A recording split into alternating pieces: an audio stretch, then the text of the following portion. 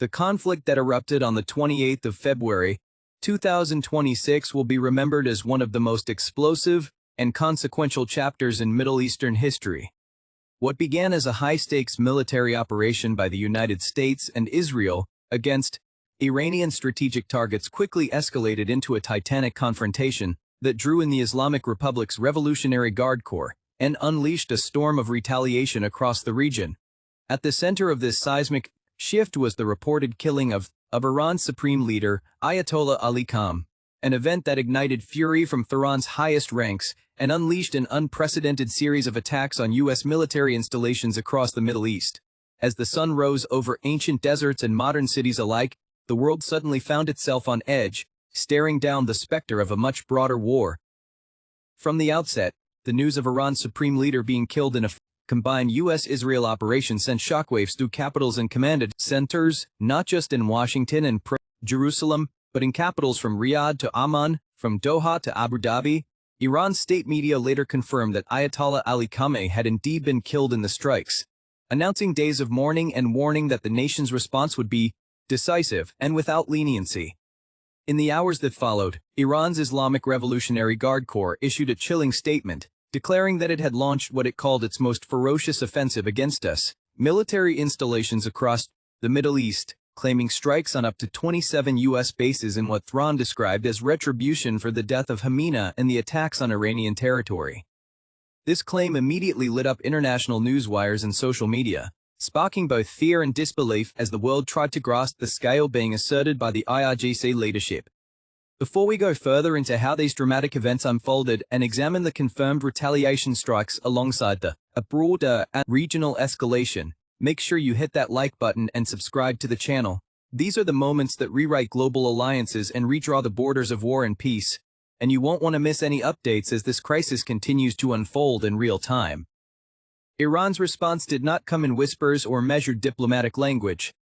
From Tehran, missiles and armed drones were launched in rapid succession, flying across borders and seas toward targets identified as American or Allied bases as well as military facilities tied to Israel's defense network. According to reports, Iranian forces struck at U.S. military sites located in Bahrain, Qatar, Kuwait, the United Arab Emirates, Saudi Arabia, Iraq, Jordan, and other Gulf states that host American troops, an assault that the IRGC described as punishment for foreign aggression, and an assertion that American and Israeli assets in the region had become legitimate targets. Among the most dramatic of these confirmed strikes was the attack on the United States Navy's 5th Fleet headquarters in Bahrain. Videos, witness accounts from the capital Manama showed anti-aircraft defenses lighting up the sky as explosions echoed and smoke rose near the Naval Command Center. The 5th Fleet, responsible for overseeing U.S. naval operations across the Persian Gulf, the Red Sea, and beyond, instantly became a symbol of how far the conflict had spread from Iranian soil to the heart of the U.S. regional military footprint. Not far behind, a series of missile and drone strikes were reported at Al Udeid Air Base in Qatar, one of America's most significant air-to hubs in the Middle East. This sprawling facility hosting U.S. Air Force units and strategic aircraft was thrust into danger as air defenses engaged incoming threats aimed at disrupting coalition operations and sending a message of retribution. In Kuwait, the Ali al-Salm Air Base faced its own barrage with radar systems tracking Iranian missiles before they triggered defensive intercepts.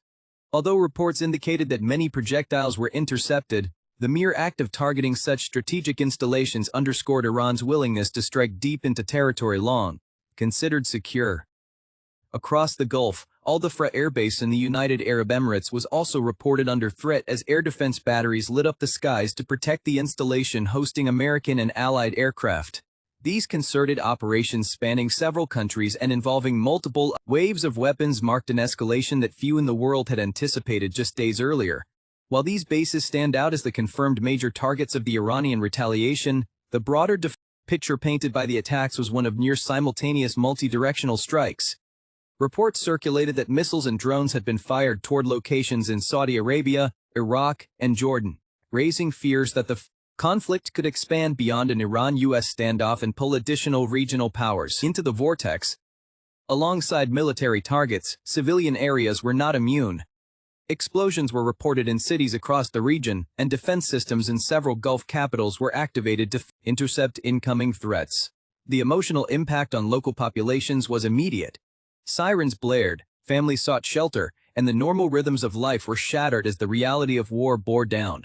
For Iranians back home, the news of their supreme leader's death mingled with the surge of retaliation. Like a double wave of shock and resolve, state media portrayed Khamenei as a martyr and a symbol of steadfast resistance against Western and Israeli aggression, while the IRGC framed the military strikes as a sacred duty to defend the revolution and punish those who dared violate Iranian sovereignty. Yet, even in the midst of fierce rhetoric and massive explosions, not all claims could immediately be verified.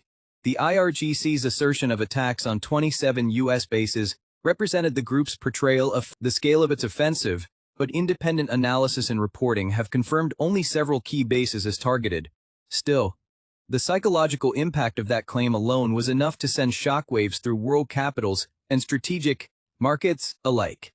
In Washington, alarm bells rang as intelligence and military officials scrambled to assess the evolving circumstances. President Donald Trump and his national security team, already under intense pressure following their decision to strike Iran, found themselves confronting a broadening confrontation that threatened to engulf not just parts of the Middle East, but the global geopolitical order. Emergency briefings, satellite feeds, and rapid situation reports poured into the Situation Room as analysts tracked missile flights, base defenses, and diplomatic cables as if each minute could alter the course of history across the Atlantic and around the world. The response was mixed and tense. Some leaders backed the U.S. action against Iran's regime, citing long-standing concerns over Tehran's missile and nuclear ambitions, while others warned that the conflict had already spiraled into something far darker than anticipated. Condemnations and calls for restraint echoed from capitals in Europe and Asia, even as defense pacts and regional alliances were tested by the sheer scale of the confrontation. Saudi Arabia, once cautious about allowing its airspace to be used for attacks, publicly condemned Iran's strikes on Gulf territory, declaring its readiness to support fellow states and warning that continued aggression would carry grave consequences. Its crown prince reached out to allied governments to coordinate defenses and solidarity in the face of a crisis that had touched multiple capitals. Meanwhile, smaller nations, some hosting U.S. troops and others merely caught in the crossfire of regional turmoil, faced an agonizing calculus. Their citizens grappled with the realities of potential travel disruptions, flight cancellations, economic uncertainty, and the looming threat of further missile activity overhead. Airlines suspended flights over conflict zones, and global markets reacted with nervousness at the potential for destabilization in oil-producing regions. Back in Iran, the narrative was starkly framed as an existential struggle, one in which foreign powers had dared to violate the sanctity of the nation and pay the price through unified resistance.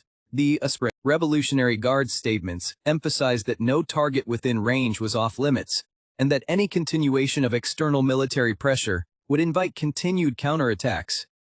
These declarations resonated through fiber optics, radio waves, and television screens, stirring both nationalist fervor and international dread. For the families of American soldiers stationed at bases that had been confirmed as targeted, the tension was palpable.